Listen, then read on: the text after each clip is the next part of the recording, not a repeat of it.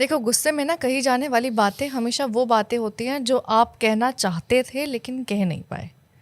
वो चीज़ें जो आप पाइल अप करते गए अपने मन के अंदर, वो एक घुटन का तूफान आपके मन में आया है और एक मोमेंट ऐसा हुआ है, हीट ऑफ द मोमेंट में आपने सब बोल दिया। आप सिर्फ इसलिए नहीं कहना चाहते थे कि सामने वाला इंसान हर्ट ना हो, लेकिन आप कहना ज़रूर चाहते थे। तो ये गुस्से की और उस लड़ाई की सच्चाई होती है।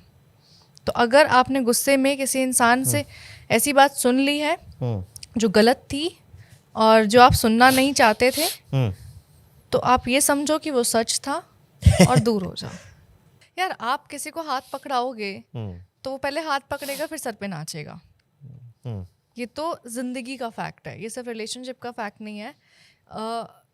एक बहुत पुरानी कहावत है कि अगर आप किसी इंसान को वो चीज़ नहीं देना चाहते हो, वो नहीं करना चाहते हो ना, तो मना कर दो। फॉर एग्जाम्पल, आज आपसे किसी ने 100 रुपये मांगे, तो आपने उसको 100 रुपये दे दिए, फिर वो 100 मांगेगा, रिपीटेडली मांगेगा, एक दिन आके वो 100 से बढ़ेगा, 1000 पे जाएगा, 10,000 पे जाएगा, 10 लाख पे जाएगा। एक दिन तो आपको नो करना पड़ेगा ना, but it was your fault because आपने उसको आदत डलवाई थी।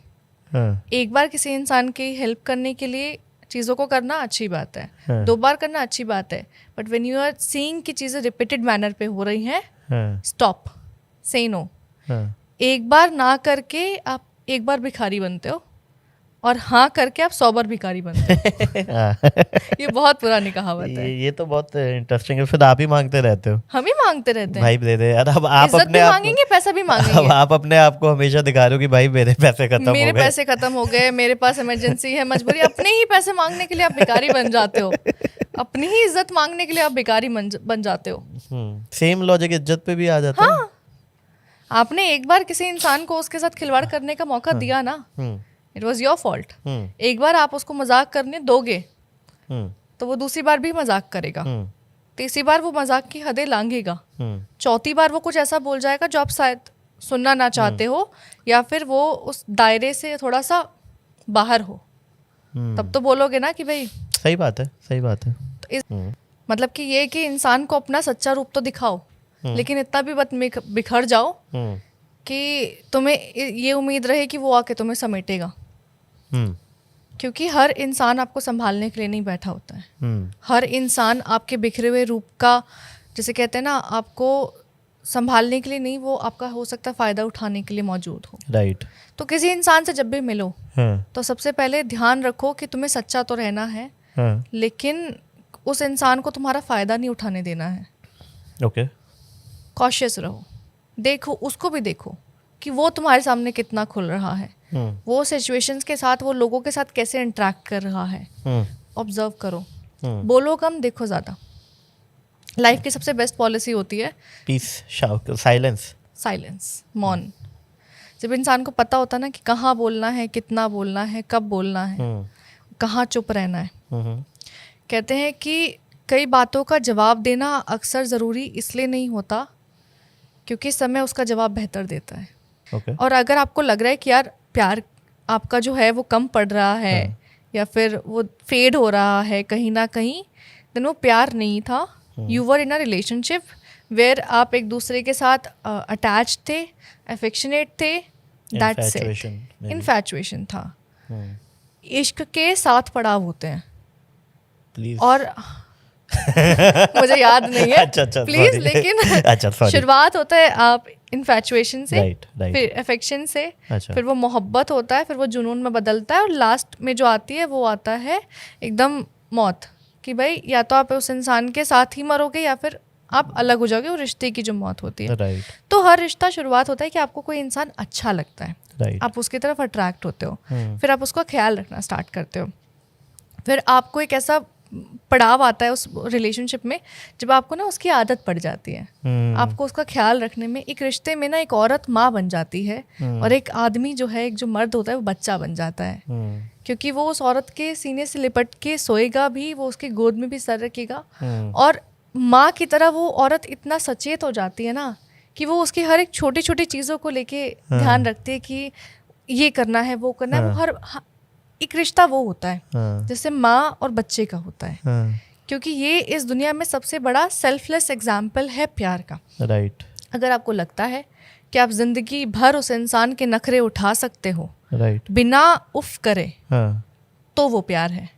अगर आपको लगता है कि वो जिंदगी भर वो इंसान सुख में, दुख में, तड़प में, परेशानी में, हर सिचुएशन में आपका साथ देगा, तो वो प्यार है। और अगर आपको लग रहा है कि उस रिश्ते में बहस ज़्यादा हो रही है, बात कम हो रही है, चीज़ों को समझा कम जा रहा है और समझाया ज़्यादा जा रहा है, तो समझ लो कि भाई थोड़ा बहुत वो था, अफेक्शन था, आपको लगाव हुआ था, अब वो लगाव ख़त्म होता जा रहा है। अब वक्त आ गया है कि आप थोड़ा सा पीछे हट जाओ, क्योंकि पीछे हट के 2 चांसेस होते हैं कि या तो वो रिश्ता शायद फिर से संभल जाएगा, तो उससे इंसान को अपनी गलतियों का एहसास होगा और वो उस रिश्ते पे काम करेगा, या फिर वो बिल्कुल ही ख़त्म हो जाएगा।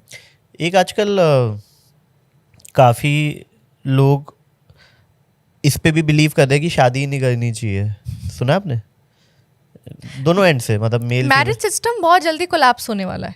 अच्छा हाँ, बहुत जल्दी, बिकॉज आई बिलीव अभी लोगों के दोनों की तरफ में यार, पहले के ज़माने में लड़कियां काम नहीं कर रही थी तो वो घर संभालती थी, लड़के बाहर जाते थे, पुरुष प्रधान समाज हुआ करता था, तो डिसीजन मेकिंग जितना होता था वो आदमियों के हाथ में होता था, कमाना आदमियों के हाथ में, घर संभालना औरतों के हाथ में। अभी दोनों की ज़िंदगी में इतना स्ट्रेस हो गया है ना कि इधर औरत को चाहिए कि भाई मेरे को सब कुछ मैं खुद कर लूँगी, बट मुझे स्ट्रेस नहीं चाहिए पार्टनर के एंड से। आदमी का भी सेम है कि भाई मैं इतना दुनिया का टेंशन झेल रहा हूँ, मुझे घर पे आके चिकचिकबाजी नहीं चाहिए, मेरे को स्ट्रेस नहीं चाहिए। दोनों की लाइफ में स्ट्रेस लेवल इतना हो गया ना कि अब दोनों एक दूसरे के साथ सिर्फ इसलिए रहना चाहते हैं ताकि शांति रहे, for the sake of peace only. Right. And marriage is such a long term commitment जो आगे आने वाली जनरेशन के लिए ना थोड़ा फुलफिल करने के लिए मुश्किल हो जाएगा, इसीलिए डिवोर्स रेट थोड़ा सा ज़्यादा बढ़ रहे हैं हमारे वाली जनरेशन के टाइम के लिए। आगे आने वाले होगा मैरिज सिस्टम कोलैप्स होगा, बिकॉज लोगों को ये लगेगा साथ रहते हैं भाई, open marriage, open marriage, open live in relationship, साथ रहते हैं, देखते हैं वर्कआउट होता है नहीं होता, नहीं तो तुम अपने रास्ते में अपने रास्ते, जिंदगी के टेंशन में ये वाली टेंशन नहीं झेल सकते हैं। ये हो जाएगा 10 साल 15 साल में। बट यार लिव इन तो मुझे लगता है एनीवेज कभी सॉल्यूशन होगा ही नहीं, बिकॉज लिव इन से तो आप हमेशा आप आप साथ में रह लिए, अब आपने वो वाला फेज देख ही लिया जो शादी के बाद होना था, है ना। अब जैसे ही आप उससे बाहर निकलोगे आपको हमेशा सिर्फ नेगेटिव पॉइंट ही याद रहेंगे, पॉजिटिव तो आप एंजॉय कर ही चुके हो, राइट। आपको याद आएगा कि अबे यार उस दिन ये लड़ाई हुई थी, उस दिन वो लड़ाई हुई थी, ये हुआ था, वो हुआ था, बाय डिफॉल्ट, क्योंकि आपने उसको कोई एक डेस्टिनेशन दी नहीं थी ना, वो टेस्टिंग कर देते आप और टेस्ट हो गया बस। आपने देखो मैं फिर वही बात कहूँगी कि शादी जो है ना, हमारे समाज ने, हमारे बड़े बुजुर्गों ने एक मंजिल बनाई थी for a relationship, right. And goal ये था कि भाई शादी कर लो, जिंदगी भर साथ निभाना है, राइट, ठीक है, राइट। वो ये था कि आपको एक नाम दे दिया जाता था रिश्ते का। अब लोगों के पास इतना सारा वो काम का प्रेशर आ गया है कि उनको लगता है कि एंड गोल तक तो बाद में जाएंगे, पहले टेस्ट कर लेते हैं। हम खुद से एक्सपेक्टेशन लगाते हैं। इंसान ना सबसे पहले एक रिश्ते में आने से पहले ना खुद से उम्मीद करता है कि यार इस रिश्ते को ना मैं मंजिल तक पहुंचाऊंगा, ठीक है, मैं इस रिश्ते में इतना करूंगा, मैं इतना ख्याल रखूंगा, मैं ये ला के दूंगा, ये करके दूंगा। हम पहले खुद से करते हैं, फिर दूसरे इंसान को कमिट कर देते हैं। फिर धीरे धीरे जब हम रियल लाइफ सिचुएशंस में आते हैं ना, हम फॉल करना स्टार्ट कर देते हैं। फिर हमें लगता है कि नहीं यार अभी थोड़ी चीज़ें बिखरी हैं, बैकआउट कर लेते हैं, भाग जाते हैं रिलेशनशिप से, आगे नहीं निभा सकते हैं। और ये तो ज़िंदगी भर रहेगा, चाहे वो रिलेशनशिप की बात हो चाहे करियर की बात हो। करियर ऑप्शन चुनने से पहले भी तो एक फेयर ऑफ रहता है ना कि यार करें ना करें, जॉब करें, पैशन फॉलो करें, पैशन फॉलो करने जा रहे हैं तो फिर बैकअप क्या होगा, घर कैसे चलेगा, ये हर चीज़ में रहेगा। बट आपको देखना पड़ेगा कि आप सच्चे किसके साथ हो, कहाँ पे। मतलब मुझे लगता है लोग अपने कंफर्ट जोन में आ गए कि यार ठीक चल रहा है, ऐसे चलेगा तो ठीक है, नहीं तो फिर देख टाटा बाय बाय, दूसरा आ जाएगा। आपके पास ब्रेकअप के बाद वाले लोग भी आते हैं जो ब्रेकअप कर लेते हैं, हाँ, है ना, कि बिल्कुल अब बट उनकी मैं थोड़ी कम सुनती हूँ। मैं उनको एक ही रिप्लाई करती हूँ मेल्स पे। अच्छा, आप फीमेल की सुनती ही नहीं हो? मेल्स पे MAILS। अच्छा, मेल्स पे, सॉरी हे भगवान यार, इतना मेल बात चल रही थी, कैसे मैं समझो, चिट्ठी बोलो यार मुझे कैसे पता चलेगा, वो इतना वर्ड प्ले कर गए तुम अच्छा सॉरी मेल्स पे ब्रेकअप स्टोरीज जो आती है, मैं यही बोलती हूँ कि पहले पढ़ाई करो।